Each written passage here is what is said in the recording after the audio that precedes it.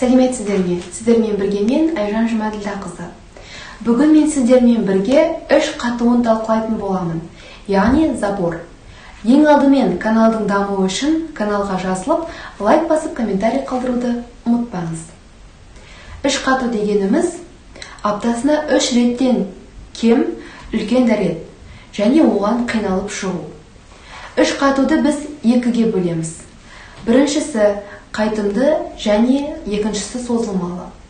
Қайтымды, яғни қысқа мерзімді үш қату, күнделікті тұрмыс тіршіліктің өзгеруімен, тағам тұтыну уақытының өзгеруі, немесе комфортты жағдайдың болмауымен байланысты болуы мүмкін.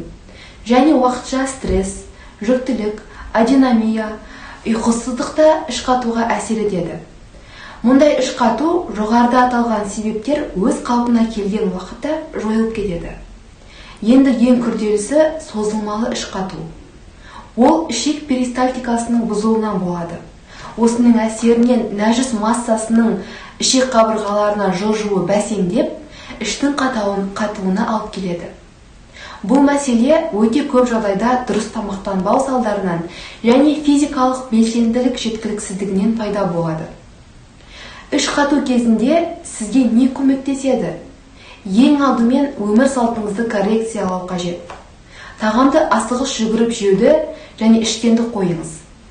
Рационға клетчатка қосыңыз. Тамағыңыздың жарты бөлігін көкөністер құрасын. Және майлар қосуды ұмытпаңыз. Дүкендегі бөтелкедегі күнбағыс майын айтып отырған жоқпын.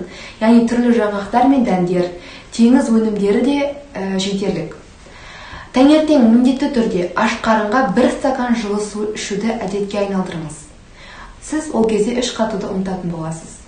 Және жатар алдында тамақ ішуді доғарыңыз. Видео соңына дейін менімен болғандарыңызға рахмет.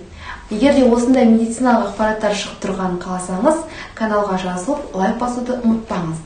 Ал егер жеке басыңызды қандай да бір медициналық сұрақ мазалайтын болса, комментарийге жазып кетіңіз. Мен сізге жауап беруге тырысамын.